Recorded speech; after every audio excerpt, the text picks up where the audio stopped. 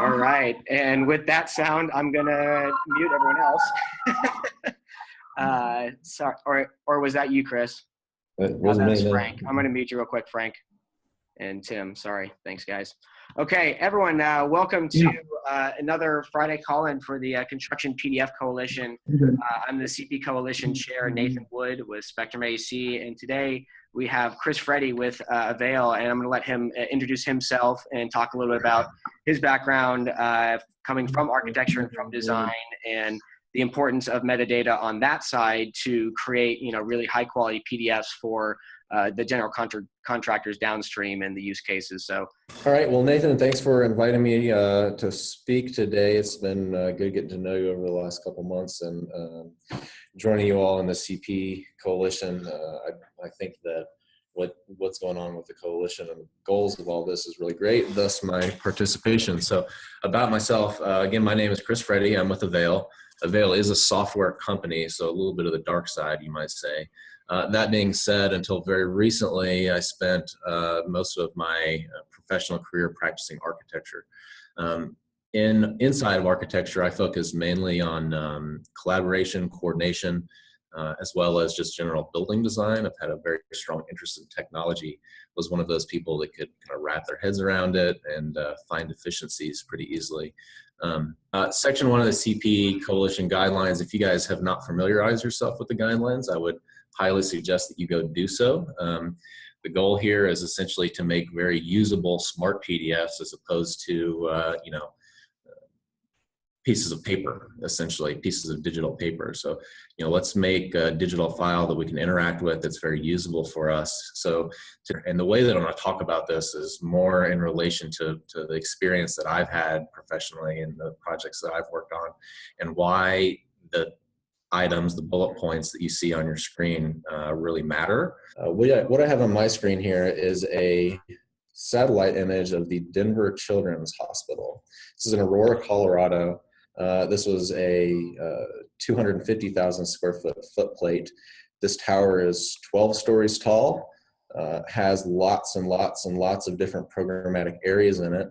During the design of just this chunk of this building, we had to touch essentially every other piece and part in the rest of the healthcare facility just to move, for example, move cardiology out of where they are now to a temporary location so we could put them in their final resting place, if you will, in the final tower. So in all, but ultimately I want to help you all understand why this is extremely important to us for this project.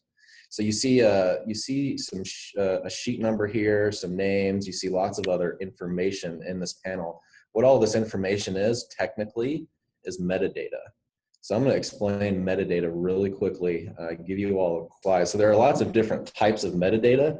Data in general can be misunderstood, or maybe not misunderstood, but misrepresented, and often when it's spoken about. Data, metadata, statistics, analytics are often used interchangeably when technically they shouldn't be. So you can think about metadata in some respects kind of like a card catalog in a library. There's structural metadata, there's descriptive metadata, and there's administrative metadata. What you're going to use these different pieces of metadata for can serve different purposes. Well, Chris, on that side of things, how important is, or which one of those is more important for you as an architect to sort of drive the efficiencies that you're trying to do, like in some of the more advanced Revit workflows and whatnot? Which one of those three fits in that, or is it all three? There's a lot of descriptive metadata in this title block. So, for example, what was the firm that produced this? Who was the person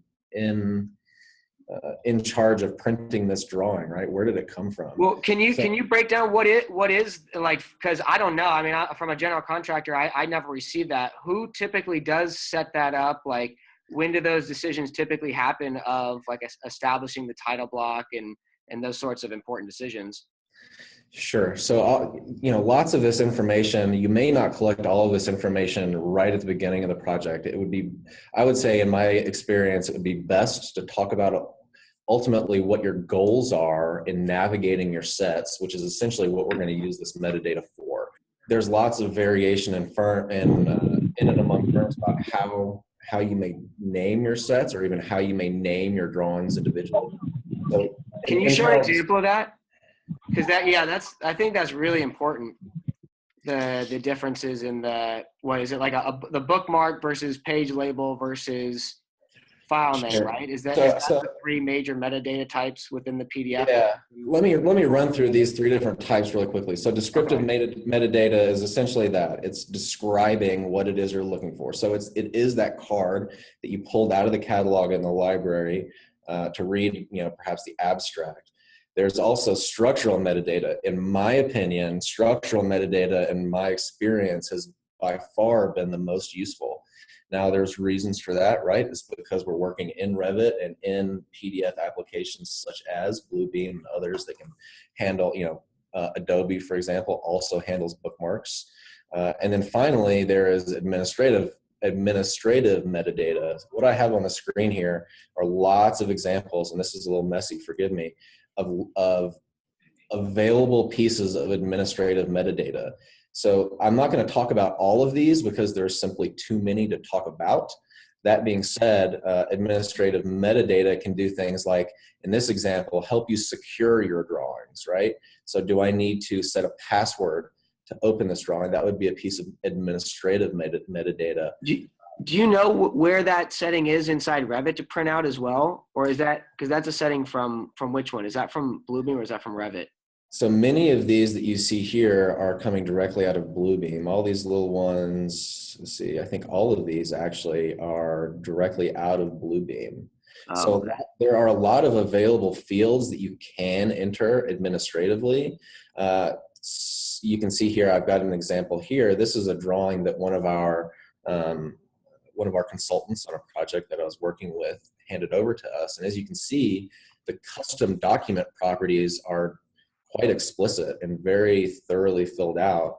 On the flip side of that, in the firm I worked in, we didn't use administrative metadata a lot. We used a little bit of it. So I'll give you an example of what that looks like in Bluebeam. If I pop open this little side panel here, I'm in the sheet, I come to the settings of the sheet. This is that administrative metadata for this example. One of the things that I wanted to note is that you're not going to, I guess I'll put this way. There are a lot of people out there, such as myself, who have gone through multiple projects and seen what some of this metadata can do for you. Now, the reason that we know that is because we went through lots of pains, we broke lots of projects, if you will, learning about what these are and how they can help us. So, for example, I've got these set up, the tabs in Bluebeam here that you're seeing, I've got these set up chronologically.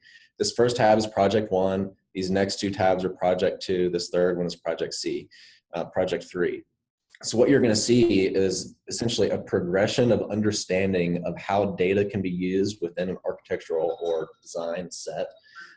And basically, what did we learn from in Project 1, Project 2, and roll into eventually Project 3 to have a very holistic set of drawings. So you can see here in Project 1, here's my administrative project data coming out of Bluebeam, and it is not filled out. I know the title of what this file is, and that's about it.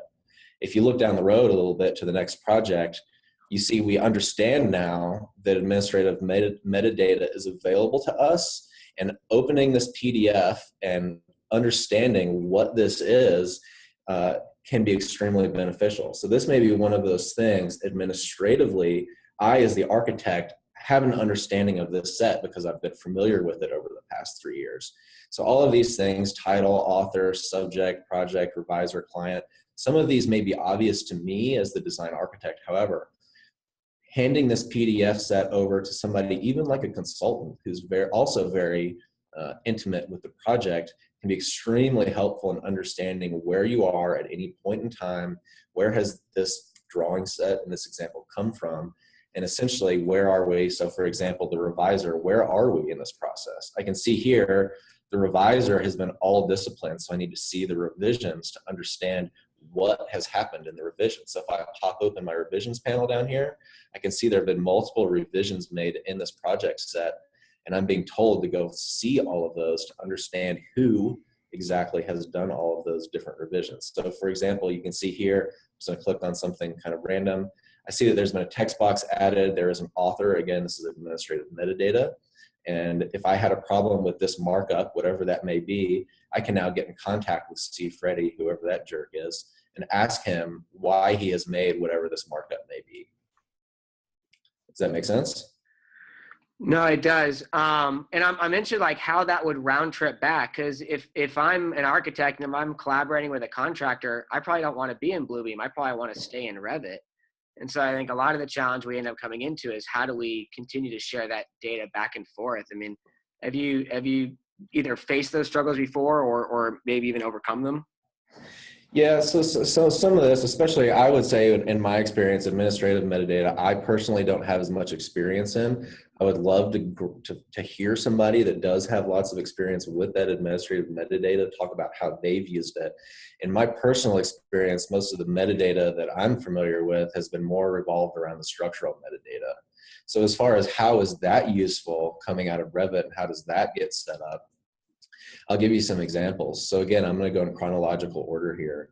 Regarding structural metadata, I'll come back to the slide for a second, is understanding how this document, whatever that document may be, is ordered. So for example, when you open a book and you see the table of contents, it lists chapters and what page does each of those chapters start on. That is structural metadata.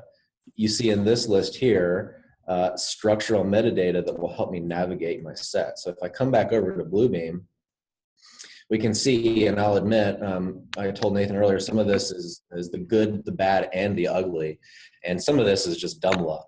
So for example, in project 1 here, we just happened, for some reason, to manage to get all these bookmarks that came into Bluebeam, in this case, when we put the set together. Well, none of us really had any idea why that happened, but we were really happy that it did happen. It makes it much easier to navigate as opposed to trying to find a sheet, guessing where that may be in the set, scrolling to it, being wrong, going back and forth trying to find your sheet.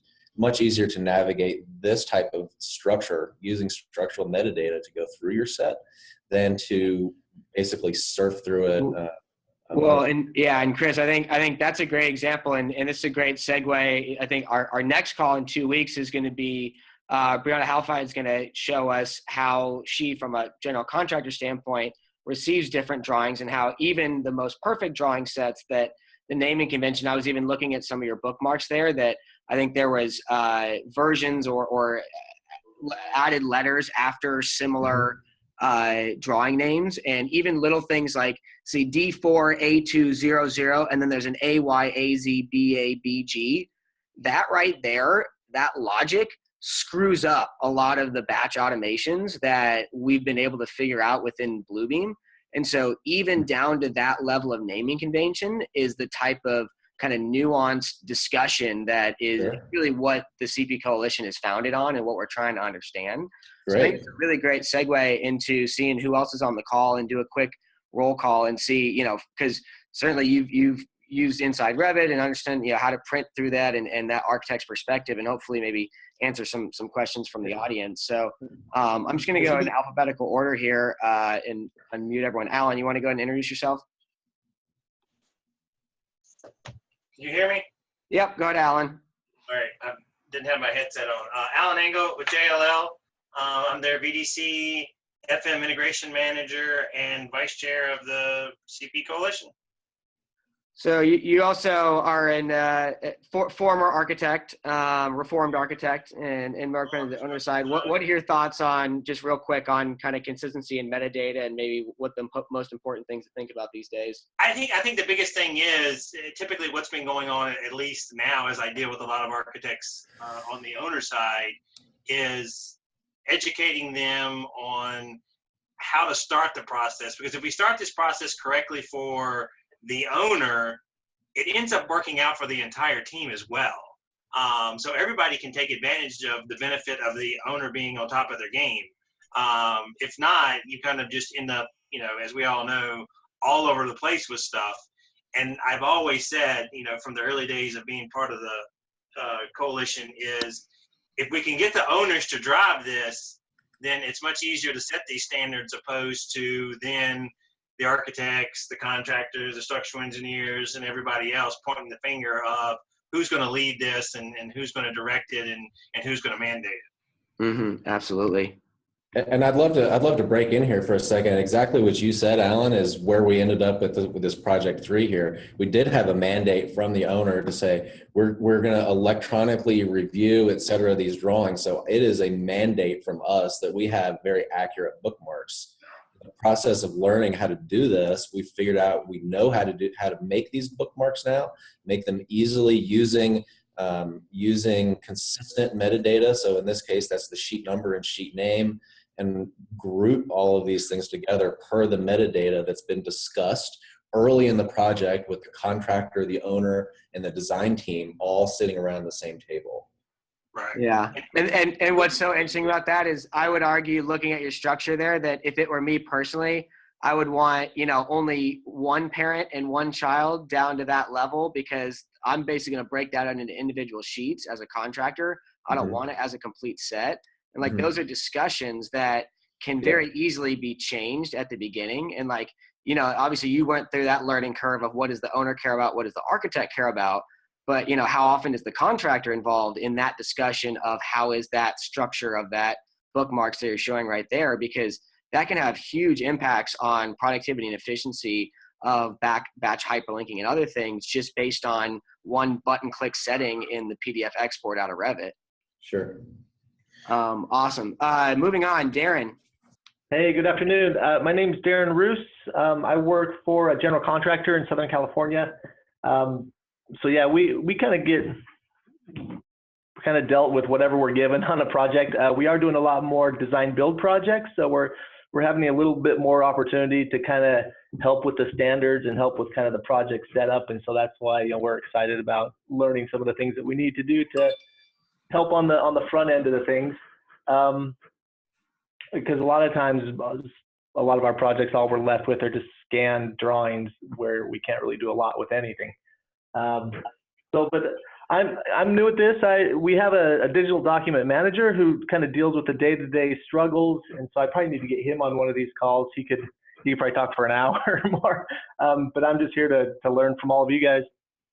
Awesome. Thanks, Darren. Yeah, and we're really just looking to be that platform to have that conversation between both sides of the aisle, knowing that we're all trying to figure this stuff out together. So anything better than scanned documents, and then we'll start from there.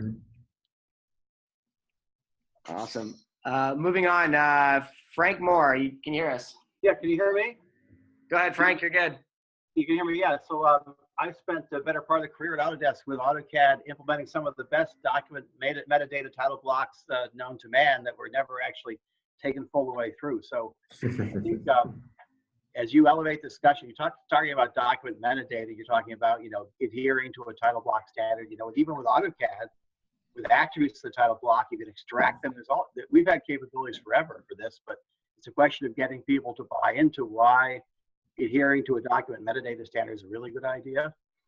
But if you don't, you're going to have what you have now, which is just people passing around paper. And because it does require some administrative thought process, it may people think it might take away from the collaboration if you have to fill out a couple of fields when you check out a document, So it's an interesting conceptual collision you're marching towards, right? You want metadata, it requires administration, yet do people want to invest the time in what they have to do to adhere to that standard? Well, and I think in reality, Frank, most of the metadata that we're dealing with in PDF is just text on the piece of paper. And so we're just trying to keep up with national CAD standards, which are fairly simple, but yet we still find it so hard to adhere to. And I'd like to break in one more time regarding text on the paper. That's why I wanted to run down what types of metadata they are. But towards Frank's point, to be consistent in that allows you efficiencies on the design side, much less the construction side. So if you get all of your structural metadata, set in an order, you can do things like this. You can fly through sets of drawings via hyperlinks that are smart and attached to one another. And the only reason that is possible is due to the fact that all of our metadata is consistent within the drawing set, and it's all allowing hyperlinks between drawings in the PDF, much like you apply to a set inside of the model program. Yeah, and Chris, just to add on to that, because I know inside Revit, that's the beauty of the whole parametric structure, is that when you change that one detail or that one section in the model, it updates out to the different details and whatnot. And the reality is, a lot of times that doesn't actually happen. People kind of fake it, as we were talking about earlier. And it's not more efficient for the architect, and it's not more beneficial for the contractor, anyone downstream either, because it's naturally not going to follow the same consistency the way Revit was designed. Correct. Anything to add, Frank, before we go on? No, I think that's it. And I do think that in theory, if you set this up properly in Revit, if you do export that out to PDF or even DWF, is all those hyperlinks should be honored in in that rendition document, right? So, and I think that somebody presented on that earlier, right? How you can honor. Well, and you hit on it right there. That's the beauty of it, is that if it's set up right with the right consistent metadata, it doesn't matter if it exports to PDF or IFC or DWF or whatever. You know, as long as we're aligned on what metadata is important and where it needs to go. And I think that's a conversation that the industry needs to have, and that we're trying to facilitate. Awesome. Moving on. This is Ruben. Just real quick, that conversation that you're talking about should happen at the beginning of any project that you have with any teaming with contractors such as design build. It is a conversation that's, at least from my side of things, with the agency standards that we do, that we always have at the beginning of our projects to ensure that metadata isn't lost throughout the course of a project. So it doesn't apply necessarily to just PDFs or Revit or MicroStation or AutoCAD, but it is a philosophy that all design and teaming partners have to follow in order to make sure that the project runs smoothly, that everybody understands where their documents are. Absolutely. And so now I know who the random phone caller is. So yeah, Ruben, you want, sorry, everybody, you want to introduce yourself? Sure. I'm Ruben Stone. I'm with T.Y. Lin International. We design and build, among other things, pretty nice projects for large agencies. And Ruben is certainly in the lead as far as comments on the studio session. I'm excited next week to share some of the outputs of the next version along with Jim. So thank you very much for your comments, and we're definitely considering all of them in there. I'm happy to review it again. Awesome. Yeah, I think we're going to come up with a little section of best inform and sort of a come on man section for examples of good use cases and bad use cases to really help share, you know, more tangible examples of what we're talking about. So I think a lot of great ideas and feedback as this starts to evolve, and looking to involve everyone's input as much as possible. So thank you. Awesome. All right, moving on is Kelly. Can you hear us? Can we hear you? Yes, hello. Awesome. Go ahead, Kelly. My name is Kelly Vaughn, and I own Verity Yacht Publications. We create and publish owner's manuals for custom yachts. And so I'm more of a downstream contractor. I don't have Bluebeam or Revit or AutoCAD or any of these types of softwares that you all have been demonstrating in these meetings. I use the Adobe suite of software. So my PDF viewing and editing tool is Adobe Acrobat Professional. And so I'm kind of curious about the transferability of the metadata. You had talked about metadata in the sidebars and different types of metadata within each of the sheets. But in my world, in the publishing world, the metadata in a PDF it can be viewed in Acrobat under document properties.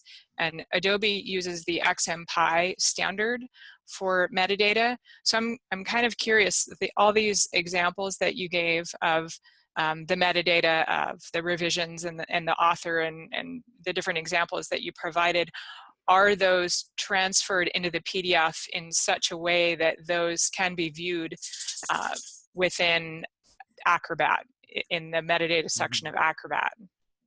So I'll tell you what I know, and then anyone who's smarter than me, please jump in. But as of 2008, the PDF file is, you know, an international standards ISO.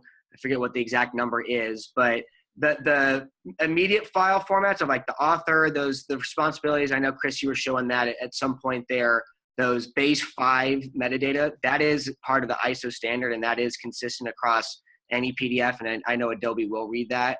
I know there are other things that do get more software specific and aren't part of that ISO standard, and those have argued that the ISO standard needs updating. And I think you could be a great opportunity to help have that conversation to reestablish the PDF as an open source file, file structure, and what are those file types, or sorry, the metadata that you care about, and how can we pass that further downstream through the ISO standard. That's very helpful. Thank you. And yeah, we should have a future call where we actually maybe get a little bit more technical for those who are interested in that, of how to do that. So I'll definitely note that down for a future call. So great idea, Kelly. Thanks. All right, moving on. Tim, can you hear us? Can we hear you? Can you hear me? Awesome. Go ahead, Tim. Yeah, Tim Milsich here, Lakeland, Florida. I'm director of pre-construction of a general contractor of a 40-year company. We do a lot of design, build, select bid, repeat business, mostly industrial and offices. We have a reasonable amount of control with the architects and owners input, I should say, not control. But my main concern here is to basically to raise the level of construction documents. I mean, from preliminaries to construction through as-built, and even getting into maintenance. Basically, putting together something that the owners will be able to use all the way through. Getting everyone to collaborate from beginning to end. As I've mentioned, earlier, I'm struggling with people that are not seeing the value in this. Most everybody I deal with is, now we don't get involved in BIM. I am a CM BIM trained person, but would be interested in doing that. But my main thing is to put together some better documents.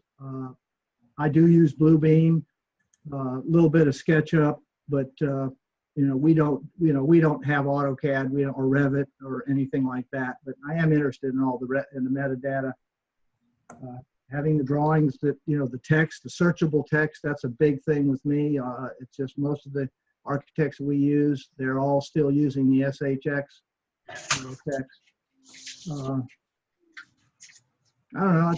That's about it. Yeah, no, we appreciate that, Tim. And I think I always appreciate your input and your perspective, because I think a lot of this is recognizing that we all want to go digital, but there are some pain points in the communication, the organization that we've got to work out. And any information we can give you to help you have that conversation upstream and convince the powers to be to relook at some of those standards and address them and realign them. And we're doing our job. So with that, we are about 7 minutes over. So I do want to wrap this up and make sure everybody get back to their busy lives. But please do email us out at CPCoalition@outlook.com with any requests for future topics or other conversations, or if you're interested in presenting yourself. With that, we will put this up on our YouTube channel, and look for another newsletter Friday of next week, and we will have another call in 2 weeks from this Friday on February 3rd. So I'm sorry, February 10th. So with that, unless there's anything else, we will sign off, and thank you all very much for your time. Nathan, can you hear me? Yes. Oh, this Tim. One quick question on the session. How much longer will that be up, or? We will try and keep that session itself open as long as we can, and we will replace that with a new updated version of the document. Okay. Next Friday. So we're already working on taking in those early comments. Have some new ideas that we want to play with. We really want to try and sort of disrupt the whole standards and guidelines generation process and figure out how to make it more collaborative. So again, looking for as much feedback and many different ways that we're going to sort of throw out there to create a very collaborative, almost Wikipedia style, as Alan Engel likes to say, form of standards generation. And so look for an update next Friday. Okay. All right. Well, I'll be looking. Okay. Thank you so much. Thank you. Thanks, everyone. Bye-bye. Bye, everyone. Thanks. Thanks, Chris. Oh, thank you. Yeah, sorry.